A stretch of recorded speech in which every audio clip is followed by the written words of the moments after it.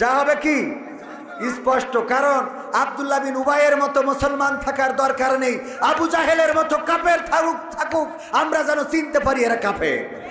ঠিক না ঠিক? আবু জাহেলের মতো যদি আব্দুল্লাহ বিন উবাই এই সমাজে জন্ম নেয়, তাইলে এই সমাজে ইসলাম কায়েম হবে না। আমির সাদেরদ্দিন কোপেকের সংখ্যা অনেক বেশি, অনেকেই চিনতে পেরেছেন। আমির সাদেরদ্দিন কোপেক চেনেন আপনারা? হ্যাঁ, যুবকরা চিনার কথা। আমি তো রাশমিকা মান্দিনার নাম বলি না। হ্যাঁ, ওইটা বললে আরো চিনত। ওইটা বলার পরে দেখলাম এক হুজুর বলছে পশ্চিম দিকে ফিরে কান ধরেন, এই নাম যারা যারা ধরেছেন তওবা করেন। আমি বললাম এই নাম ধরার পরে তুমি চিনলা কেন? তুমি হুজুর, তুমি তো ভালো মানুষ, কথা কয় না। এই নাম তোমার সাথে বলার, তোমার কাছে বলার সাথে সাথে তুমি চিনে ফেললে, তুমি কত বড় পরেজগার, কথা কয় না। তোমার তো আল্লাহর ওলি। তুমি যখন রাশমিকা মান্দানা আমির হামজা ভাই বলেছে, তখন তোমার বোঝা উচিত ছিল এটা মনে হয় জামতলার মিষ্টি, এরকম মনে করা উচিত ছিল কিনা? বা এটা কোনো হাতি ঘোড়া ভেড়া হইতে পারে, তাই না বাবজা? হ্যাঁ, হাতি ঘোড়া ভেড়া এগুলো হইতে পারে। তুমি কি করে বুঝে ফেললে এইটা দাদাদের দেশের মাল? ঠিক না ঠিক?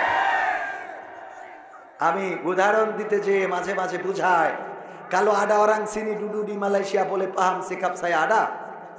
Ada? Ada dulu Malaysia ada orang nggak? Angkat tangan. Angkat tangan, berapa orang? Mau tengok? 1, 2, 3, 4, 5, 6, 7. Ada lagi? Ada lagi? 7 orang sini ada dulu Malaysia. Dia orang boleh paham sikap saya. Saya apa sikap? Betul kan? আমি যা বললাম ওনারা বুঝেছে। কেন বুঝেছে? কারণ ওনারা মালয়েশিয়ায় আমার আগের হাজি। কিসের হাজি? তো আমির হামজা ভাই রাশমিকা মান্দানা বলার পরে যারা শর্ট করে বুঝে ফেলে, তারা আমির হামজা ভাইয়ের আগের হাজি। কথা কয় না? কথা কি বোঝা গেছে? আমার আব্বা এই অঞ্চলে মাহফিল করে বেড়াতেন, অনেকেই চেনার কথা না?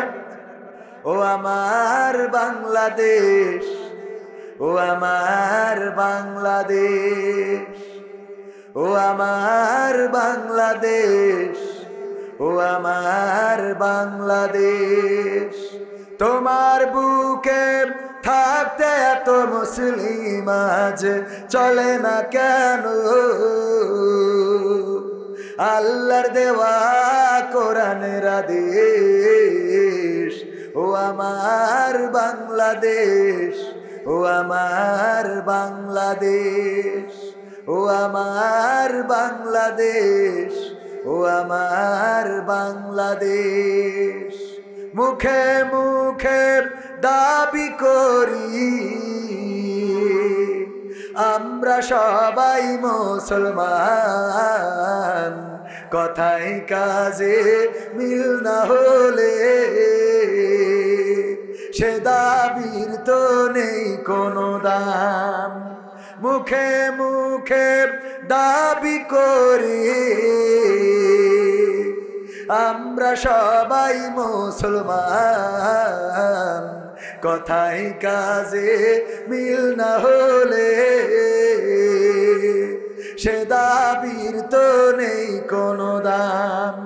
বুঝব কবে আল্লাহর কোরআন, বুঝব কবে ইসলামী আন্দোলন, কবে হবে অবস্থার শেষ।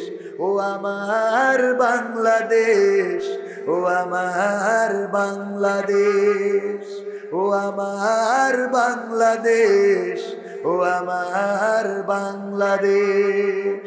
তোমার বুকে এই নিয়ামতার সৃষ্টি যে সে এক আল্লাহর, সোনার মানুষ দাও উপহার, দূর করিতে অবিচার। তোমার বুকে এই নিয়ামতার সৃষ্টি যে সে এক আল্লাহর, সোনার মানুষ দাও উপহার, দূর করিতে অবিচার। যাদের চেষ্টায় গড়বে তোমার, যাদের চেষ্টায় গড়বে তোমার একটি সোনার ইসলামী দেশ। ও আমার বাংলাদেশ, ও আমার বাংলাদেশ, ও আমার বাংলাদেশ, ও আমার বাংলাদেশ। অন্ন বস্ত্র শিক্ষা চিকিৎসা আর সমস্যা বাসস্থান আল্লাহর আইন থাকলে কায়েম দিয়েই দিত সমাধান। অন্ন বস্ত্র শিক্ষা চিকিৎসা আর সমস্যা বাসস্থান কোরআনের আইন থাকলে কায়েম দিয়েই দিত সমাধান। আসুন আল্লাহর আইন করতে কায়েম, কোরআনের আইন করতে কায়েম, আমাদের জানমাল মোরা করব শেষ। ও আমার বাংলাদেশ, ও আমার বাংলাদেশ, ও আমার বাংলাদেশ, ও আমার বাংলাদেশ। তোমার বুকে থাকতে এত মুসলিম আজ চলে না কেন? আল্লাহর দেওয়া কোরআনের আদেশ। ও আমার বাংলাদেশ, ও আমার বাংলাদেশ, ও আমার বাংলাদেশ, ও আমার বাংলাদেশ। কার লেখা? আমার বাবার লেখা। আমার আব্বা মরহুম মাস্টার আব্দুল সামাদ রাহিমাহুল্লাহ, ওনার লেখা। আজ থেকে অন্তত 25-30 বছর আগের একটি সঙ্গীত আপনাদেরকে শোনালাম। 23 বছর তো আব্বা মারাই গিয়েছেন, আজ 23 বছর হয়ে গেল তিনি ইন্তেকাল করেছেন, পৃথিবী ছেড়ে চলে গিয়েছেন। আর তারও আগে এই দেশ নিয়ে কত আশা, কত আকাঙ্ক্ষা। কি হয়েছে? কি এতক্ষণ মনে ছিল না? কথা বলার সময় আর কেউ মাইক্রোফোনের কাছে আসা যাবে, কারণ আমি আগের দিনও বলেছি যে আমি কথা বলি, আমার কোনো সিলেবাস ডায়েরি মারি কিছু করা থাকে না, আল্লাহ যা বলাই তাই বলি। আমার মধ্যে কোনো আলাদা কোনো জ্ঞান নেই, এমনি তো আলেমই না, বুঝলেন? ছোট মানুষ, এই যে উঠাই দিয়েছেন, এখন বলতে হবে। এর মধ্যে যদি কেউ কাটিবাজি করেন তাহলে আমার সমস্যা হবে, এটা মাথায় রাখতে হবে। আলোচনার সময় মাইক্রোফোন টোন সব যার খোলা দরকার আগেই খুলে সেট করে কমপ্লিট করুন, যার বাধা দরকার হুজুর উঠার আগে বেঁধে ফেলতে হবে। আমার ইউটিউবার ভাইদের আমরা যথেষ্ট সম্মান করি, কিন্তু তার অর্থ এই না যে যা ইচ্ছা তাই করবেন। হ্যাঁ, মনে থাকবে ইনশাআল্লাহ। আল্লাহ আল্লাহ কবুল করুন।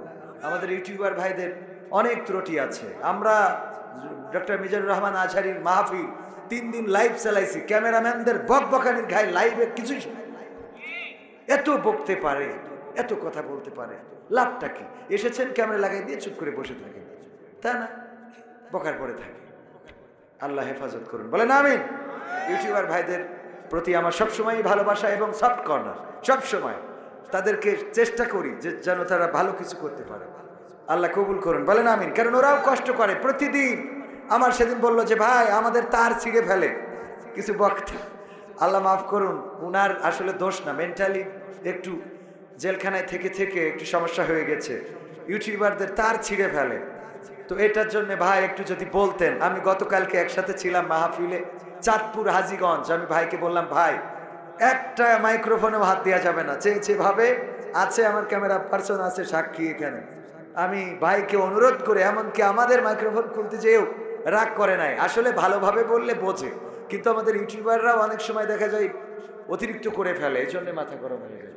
তো ভাইকে বললাম ভাই তো একটা ক্যামেরা মাইক খুললো না, কিছু খুললো না। হ্যাঁ, আমি নাম না বলি তো ভাই জানের, আল্লাহ হেফাজত করুন, বলেন আমিন।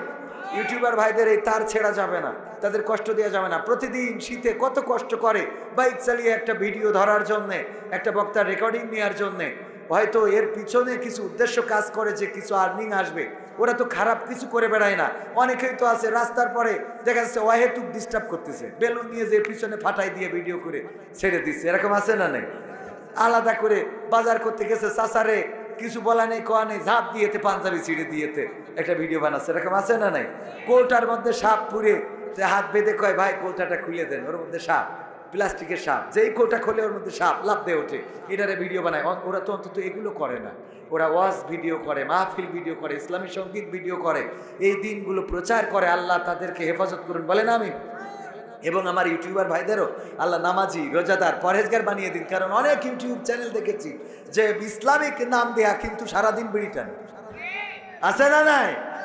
সারাদিন বিড়ি টানে, নামাজের খবর নাই, সারাদিন ইসলামিক মিডিয়ার নামই দেশে কোরআনের এই সেই ইসলামের আলো, তারপরে নবীজির রাস্তা, মক্কার পথ, মদিনার সনদ, মানে এই জাতীয় নাম দিয়ে নিজেরা একটা নামাজের খবর নাই।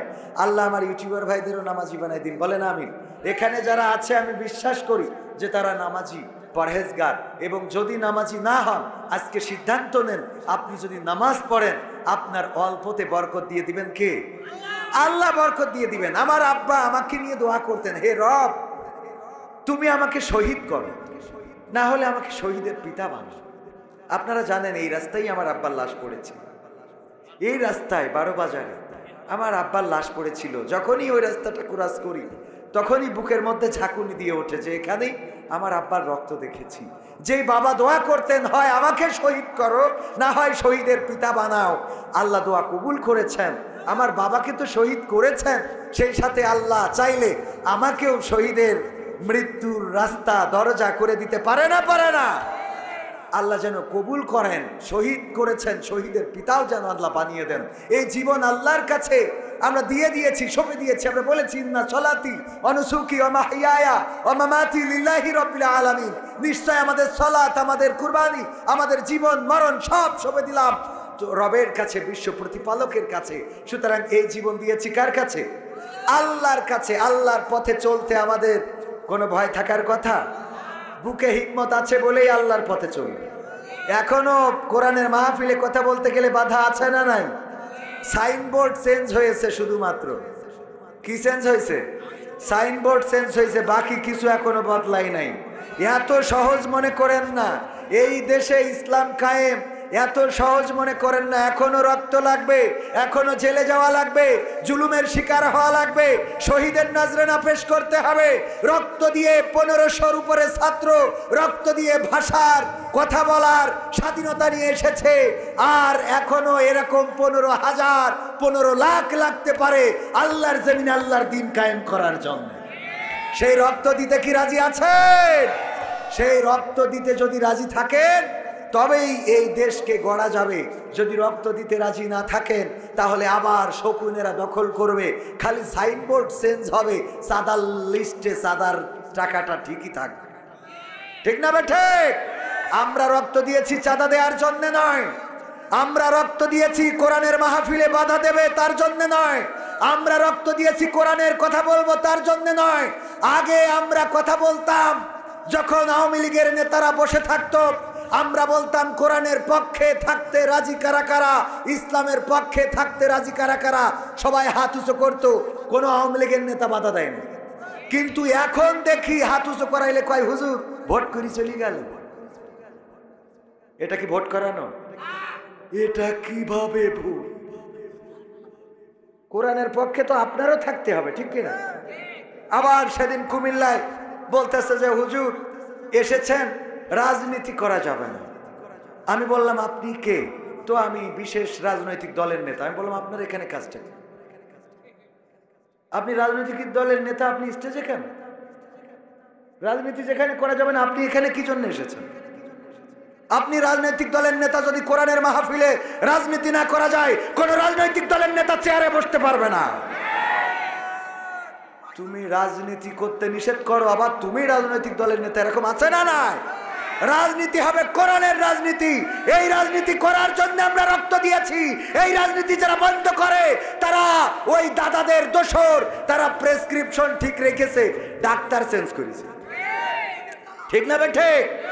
ডাক্তার চেঞ্জ করেছে, প্রেসক্রিপশন যা তাই আছে। এদেরকে চিহ্নিত করতে হবে ওরা কারা, কোথা থেকে আসে ওরা, ঠিক না বেঠে? এগুলো চেঞ্জ হওয়ার দরকার আছে না নাই? আমরা কোরআনের কথা বলতে আসি, কোরআনের পথে আপনাকেও চলতে হবে। আপনার বাবার নামাজ পড়ানোর জন্য কোরআনের দরকার আছে না নাই? আছে। ভাইয়ারা আমার, যারা এইগুলো করতেছে আপনারা খুঁজে দেখবেন, এরা নিশ্চিত ওর একটা ভাই আওয়ামী লীগ করে, একটা বিএনপি করে। খুঁজে দেখবেন আপনি, পরিবারে এই আছে, মিলতাল খুরি চলে, এই মিল খুরি চলে, এই ব্যালেন্স করতেছি, আমাদেরও ব্যালেন্স করে, ঠিক না ভাই? ঠিক। ব্যালেন্স করা লোক, এই ব্যালেন্স করা লোকগুলোকে আমরা দেখতে চাই না। যা হবে স্পষ্ট, যা হবে কি স্পষ্ট। কারণ আব্দুল্লাহ বিন উবাইয়ের মতো মুসলমান থাকার দরকার নেই, আবু জাহেলের মতো কাফের থাকুক, আমরা যেন চিনতে পারি এরা কাফের, ঠিক না ভাই? ঠিক।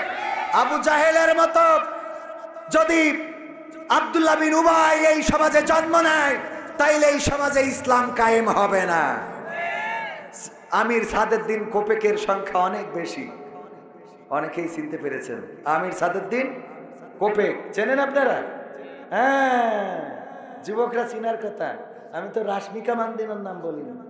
হ্যাঁ, ওইটা বললে আরো চিনত।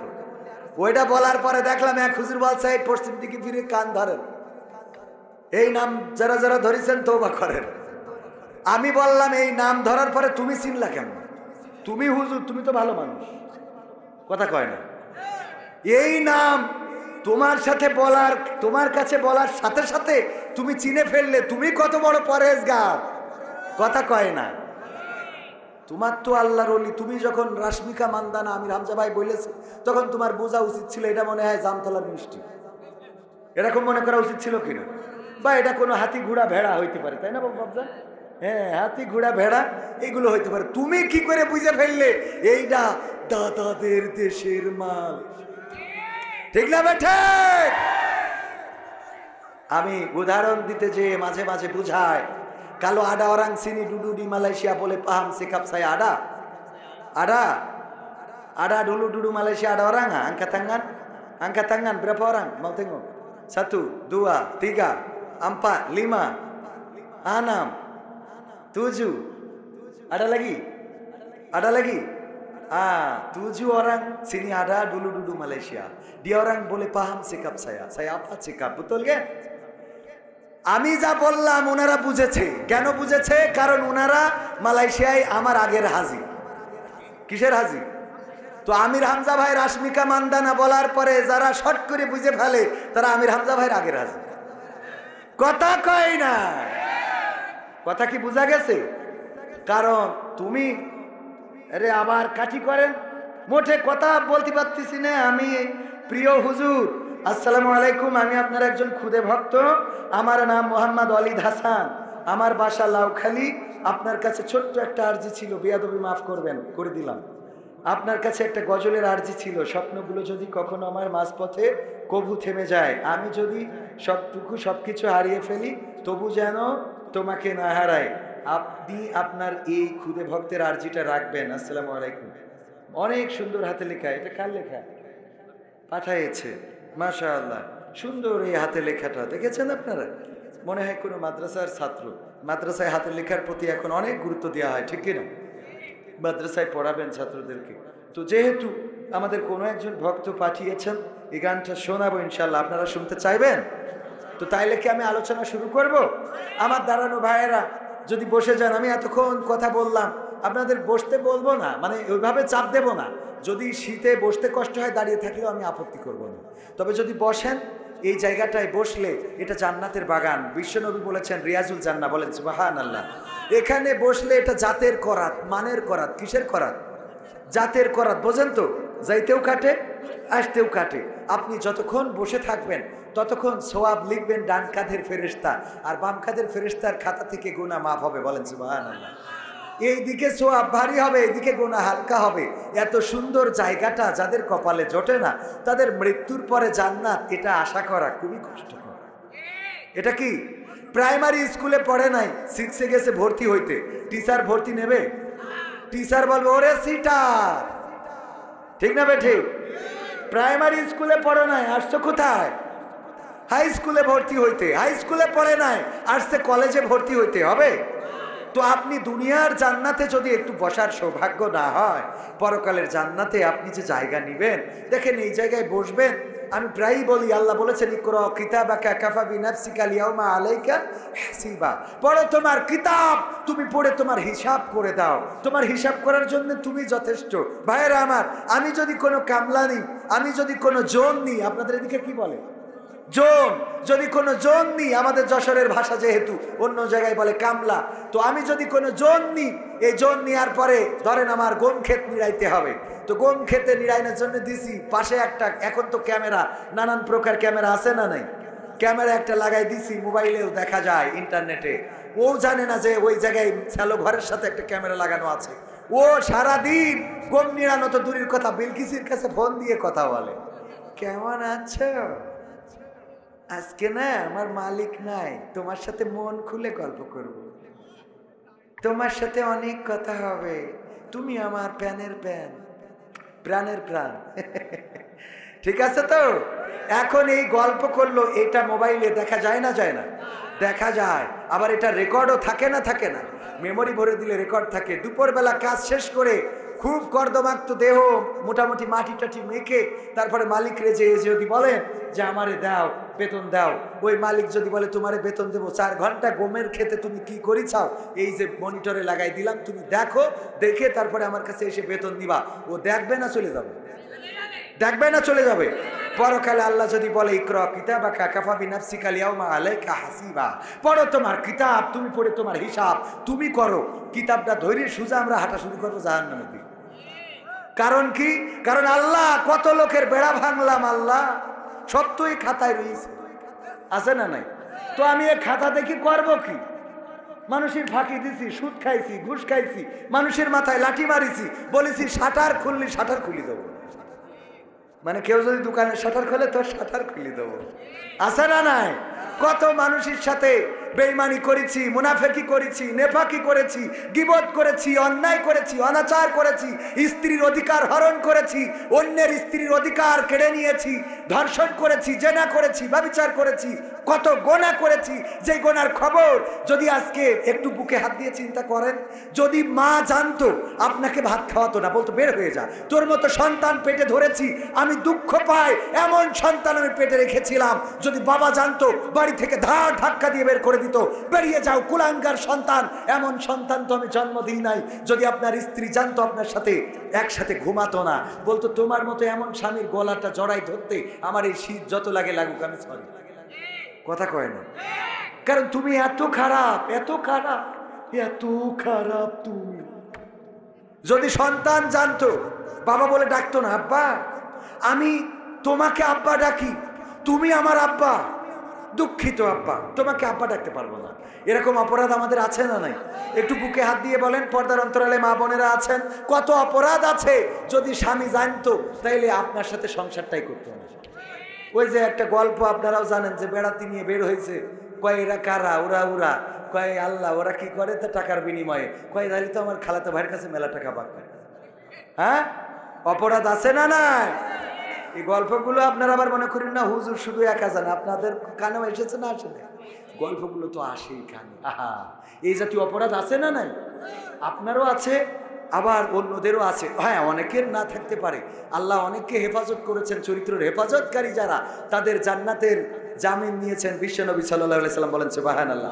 এবং সূরা মুমিন দিয়ে আল্লাহ রাব্বুল আলামিন সুন্দর করে বলে দিয়েছেন চরিত্রের হেফাজতকারীরা বেঁচে যাবে, বলেন সুবহানাল্লাহ। চরিত্রের হেফাজতের দরকার আছে না নাই? যুবকেরা, সামনে আসছে কি মাস?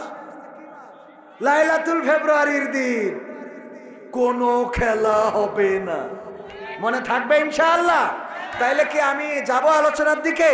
থাকবেন শেষ পর্যন্ত? থাকবো না? কারা কারা হাত উঁচু করেন? মাশাআল্লাহ, একজন থাকবে না, উনি একদম খোলা মনে হাত তুলেছে, বাকিগুলো মোটামুটি অনেকেই আবেগে হাত তুলে ফেলে, এরকম আছে না, আবেগে হাত তুলে ফেলে। আলহামদুলিল্লাহ, ওই ভাই যদি না থাকেন তাও অসুবিধা নেই, অনেকের ব্যস্ততা থাকতে পারে না, পারে না, অনেকে চলে গেলেও আমরা দুঃখ করব না, কারণ এখানে আমরা অল্প সময় কথা বলবো। আল্লাহ যেন আমাদের সেই কথাগুলো শোনার এবং আমল করার তৌফিক দান করেন, বলেন আমিন।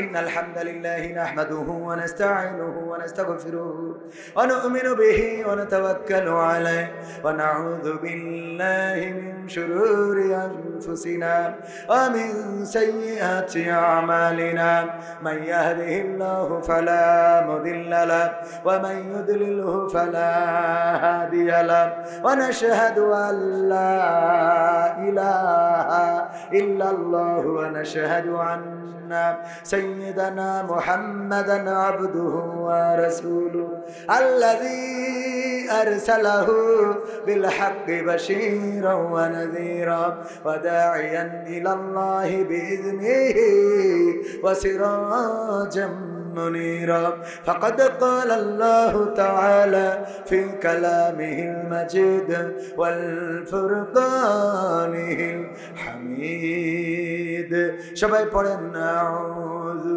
বিল্লাহি মিনাশ শাইতানির রাজীম বিসমিল্লাহির রাহমানির রহিম ইয়া আইয়ুহাল্লাযীনা আমানু তাকুল্লাহ হাক্কা তুকাতিহি ওয়া লা তামুতুন্না ইল্লা ওয়া আনতুম মুসলিমুন وقال الله تعالى في شان حبيبي إن الله وملائكته يصلون على النبي يا أيها الذين آمنوا صلوا عليه وسلموا تسليما اللهم صل على سيدنا مولانا محمد وعلى آله سيدنا নবীর নামে দরুদ শরীফ পড়িবে যে তার জন্য যে হারাম হবে জাহান্নামের আগুন আল্লাহুম্মা সাল্লি আলা সাইয়্যিদিনা মাওলানা মুহাম্মদ ওয়া আলা আলি সাইয়্যিদিনা লা ইলাহা ইল্লাল্লাহ লা ইলাহা ইল্লাল্লাহ লা ইলাহা ইল্লাল্লাহ লা ইলাহা লা ইলাহা লা ইলাহা ইল্লাল্লাহ মুহাম্মাদুর রাসূলুল্লাহ সুবহানাল্লাহ ওয়ালহামদুলিল্লাহ লা ইলাহা ইল্লাল্লাহ সুবহানাল্লাহ ওয়ালহামদুলিল্লাহ লা ইলাহা সুবহানাল্লাহ ওয়ালহামদুলিল্লাহ লা ইলাহা ইল্লাল্লাহ লা ইলাহা ইল্লাল্লাহ মুহাম্মাদুর রাসূলুল্লাহ সাল্লাল্লাহু। ওরে মরলে মানুষ দাম বাড়ে তার, ওরে মরলে মানুষ দাম বাড়ে তার, বাঁচতে অবহেলা দুনিয়ার এই রং বাজারে এটা কেমন খেলা দয়াল, দুনিয়ার এই রং বাজারে এটা কেমন খেলা, দুনিয়ার এই রং বাজারে এটা কেমন খেলা দয়াল, দুনিয়ার এই রং বাজারে এটা কেমন খেলা। বাঁচতে মানুষ কেউ বলে না লোকটা বড় ভালো, মরলে বলে তার মরাতে বড় ক্ষতি হলো, দয়াল বড় ক্ষতি হলো। ঠিক না বে ঠিক? বেঁচে থাকতে মানুষের কদর হয় না, মরে যাওয়ার পরে বলে আহারে মানুষটা বড্ড ভালো লোক ছিল। ঠিক না বে ঠিক? বাঁচতে মানুষ কেউ বলে না লোকটা বড় ভালো, মরলে বলে তার মরাতে বড় ক্ষতি হলো, দয়াল বড় ক্ষতি হলো। ওরে দেখতে আসে স্বজন সুজন, ওরে দেখতে আসে স্বজন সুজন, ডোবে যখন বেলা দুনিয়ার এই রং বাজারে এটা কেমন খেলা দয়াল, দুনিয়ার এই রং বাজারে এটা কেমন খেলা, দুনিয়ার এই রং বাজারে এটা কেমন খেলা দয়াল, দুনিয়ার এই রং বাজারে এটা কেমন খেলা। ছেঁড়া কাপড় তাও জটে না পরি কষ্ট করে, ঈদের নামাজ হয় না পড়া নতুন জামা পরে, দয়াল নতুন জামা পরে। ছেঁড়া কাপড় তাও জটে না পরি কষ্ট করে, ঈদের নামাজ হয় না পড়া নতুন জামা পরে, দয়াল নতুন জামা পরে। ওরে নতুন কাপড় জুটবে জানি, ওরে নতুন কাপড় জুটবে জানি, ফুরাইলে বেলা দুনিয়ার এই রং বাজারে এটা কেমন খেলা দয়াল, দুনিয়ার এই রং বাজারে এটা কেমন খেলা, দুনিয়ার এই রং বাজারে এটা কেমন খেলা দয়াল, দুনিয়ার এই রং বাজারে এটা কেমন খেলা। ভাঙা ঘরে দিন কেটে যায় বছর ঘুরে যুগ, এই জীবনে পাইলাম না তো একটু ভবের সুখ দয়াল, একটু ভবের সুখ। ভাঙা ঘরে দিন কেটে যায় বছর ঘুরে যুগ, এই জীবনে পাইলাম না তো একটু ভবের সুখ দয়াল, একটু ভবের সুখ।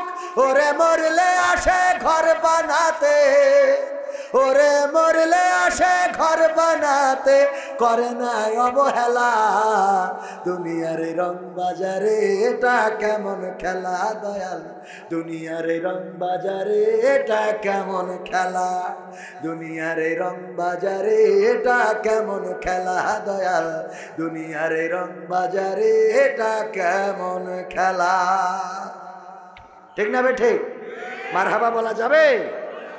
আরো জোরে বলেন মারহাবা। জোড়াদা যুব সমাজ ও প্রবাসীদের উদ্যোগে জোড়াদা ইউনিয়ন 1 নম্বর হৈবতপুর থানা সদর যশোরের উদ্যোগে আয়োজিত ওয়াজ মাহফিল ও হালকায়ে জিকিরের শ্রদ্ধাভাজন সভাপতি জনাব কারি আব্দুল খালেক মুন্সি। আপনি আব্দুল খালেক মুন্সি, মাশাআল্লাহ। মুরব্বী মানুষদেরকে সভাপতি বানায় এত কষ্ট দেয় এই শীতে, পিসাব লাগলে উঠার কোনো কায়দা নেই। তো যাক আলহামদুলিল্লাহ, আল্লাহ ওনাদের সম্মান করা দরকার। আল্লাহ কবুল করেছেন মুহতারাম কারি আব্দুল খালেক মুন্সি। একসময় ওনারাও আমাদের মতো যৌবন ওনাদেরও ছিল, ঠিক কিনা? ওনারাও একসময় আমাদের মতো ছিল। আজকে পড়ন্ত বিকাল, আবার আমরাও একদিন যদি বেঁচে থাকি এরকম একটা বিকালে চলে আসবো, যেই দিন খালি তসবিহ গুনতে হবে আর আজরাইলের ডাকতে হবে আইসো নিয়ে যাও। ঠিক না বে ঠিক? কারণ ওই সময় সন্তানের কাছে দাম থাকে না, বউয়ের কাছে মূল্য থাকে না, পুত্রবধূ মূল্যায়ন করে না। সকালবেলা কাশি শুরু হয়ে যায়। পান্তা ভাত খাচ্ছিল পুত্রবধূ, পান্তা ভাত থালাটা চেলে দিয়ে এসে, এই বুড়ো তুমি কাশার সময় পাও না, খালি আমি পান্তা ভাত নিয়ে বসলি তোমার কাশা লাগে, শয়তানি খুঁজি পাও না? না আসলে কি শয়তানি করে? বুড়ো মানুষ ব্যাস পুত্রবধূর মিজাজ খারাপ হয়ে যায়। পড়ন্ত বিকালে একদিন পুত্রবধূ এমন একটা পরিস্থিতিতে পড়বে না, সেও পড়ে যাবে। ভাইয়ের আমার, এই জন্য মুরব্বীদের সাথে খারাপ আচরণ করা যাবে না। আলোচনা করেছেন হযরত মাওলানা মুফতি মনিরুজ্জামান যশোরী, আলোচনা করেছেন আমার প্রিয় ভাই, আমার কলিজার ভাই, অনেক ভালোবাসার মানুষ। উনি বললেই যে কোনো দাওয়াত আমি মোটামুটি চোখ বুঝে নিয়ে নিই। মাওলানা সাইফুল্লাহ বিন কুরবান যশোরে হাতে গোনা, গোটা সিজনে মনে হয় 10টা মাহফিলও নাই, তার মধ্যে সাইফুল্লাহ বিন কুরবান ভাই মনে হয় 3টা মাহফিল উনার, আর বাকি 7টা অন্য লোকের। তো সম্মান করি, অনেক দারুণ আলোচনা করেন, আমার থেকে আলোচক ভালো উনি। উনার আলোচনা আসলে শোনার মতো আলোচনা, এবং উনার আলোচনা শুনলে আপনারা খোরাক পাবেন, আপনারা পাথেও খুঁজে পাবেন। আর আমার আলোচনায় খুঁজে পাবেন কি? খেলা হবে, এইগুলো। এটা শোনার কোনো দরকার আছে? এইগুলো শোনা যত আপনারা মাইনাস করবেন তত ভালো। আমি বলি এতে করে যদি আপনারা আমার দাওয়াত দেওয়া বন্ধ করে দেন, আমি এতে মোটেও খুশি হব না। এত ফোন আসে প্রতিদিন, ন্যূনতম আল্লাহর কসম করে বলছি যে 100টা মাহফিলের ডেটের ফোন আসে কমপক্ষে। আমার ক্যামেরা পার্সন যারা আছে ওরা আমার এটা সাক্ষ্য দিতে পারবে, কমপক্ষে 100-র উপরে মোবাইল আসে প্রতিটা দিন দাওয়াতের জন্য। আমি বলি আমার মতো অযোগ্যকে না নিয়ে স্থানীয় যোগ্য যারা আছে তাদেরকে মূল্যায়ন করেন। আমরা ভাইরাল এই কথা বলে আমাদেরকে স্টেজে নিয়ে নানান রকম লকব লাগাই দেয়, ভাইরাল কৌতুক অভিনেতা, এই সে ইউটিউবে অমুক তমুক। আমি বললাম আমার বোর কথাটাও বলেন, বাদ দেবেন কেন? পাবনায় বলতেছে আওলাদে রাসূল কবির বিন সামাদ, কোথায় নিয়ে যে লাগালো? আমি বললাম আমার বাপ দাদা 14 গোষ্ঠী হিন্দু ছিল, তুই আওলাদে রাসূলে নিয়ে যে লাগাই দিছিস, তোকে তো লাগাতি কোথায় লাগায়? আমার নামের, আবারও বলছি আমার ইউটিউবার ভাইয়েরা এখানে সবাই ক্যামেরা করছেন, আমার নাম শুধুমাত্র কবির বিন সামাদ। যদি কেউ বলে যে কবির বিন সামাদ কেন, তাইলে কবির বিন আব্দুস সামাদ। কবির বিন কি সামাদ? আব্দুস সামাদ। মানে বিতর্ক যারা করবে তাদের জন্য কবির বিন আব্দুস সামাদ। আমি আব্দুস সামাদের পুত্র কবির, আমার পুরা নাম হলো মোহাম্মদ ইকরামুল কবির। শর্ট করে এখানে কবির, ওখানকার সামাদ নিয়ে কবির বিন সামাদ। তো এই জায়গাটা, এর বাইরে আর কোনো টাইটেলের কোনো লকবের দরকার নাই। কিসের মাদানি? প্রতিটা বক্তার নামের শেষে মাহমুদি, জিহাদি, আজাদি, বিপ্লবী, সুনামি, তুফানি, টর্নডি, আমেরিকানি, তারপরে কাতারি, এগুলো দরকারটা কি?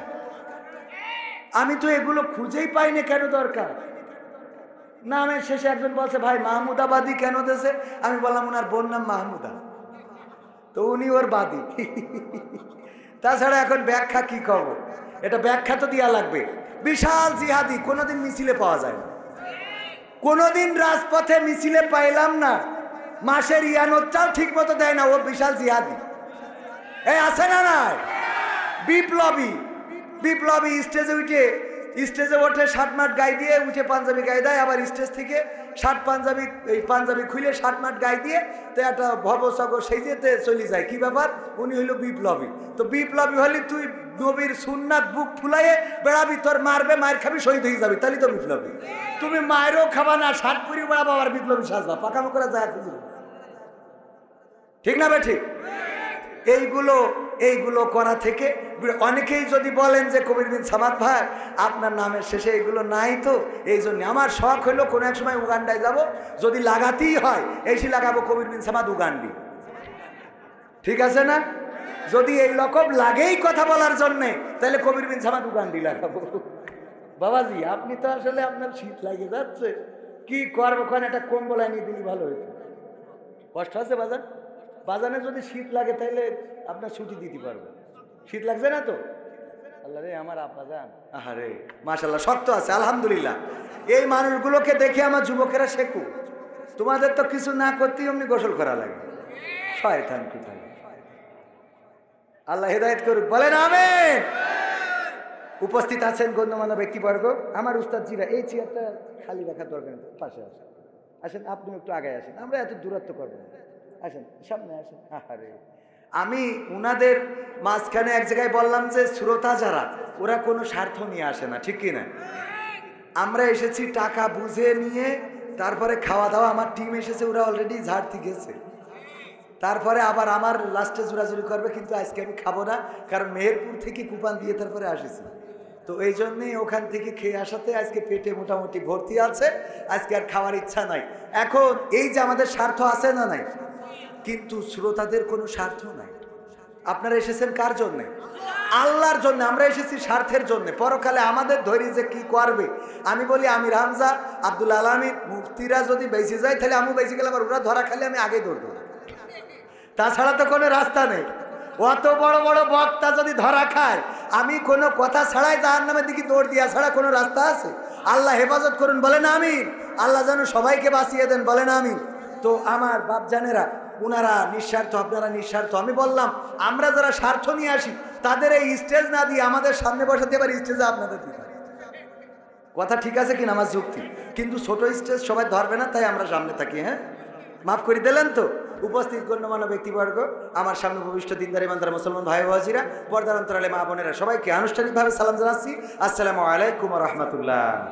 আমরা আল্লাহর শুকরিয়া আদায় করছি যে মহান রব দয়া করে মায়া করে আমাদেরকে এই সবুজ ভূখণ্ডে সৃষ্টি করেছেন, মানুষ বানিয়েছেন।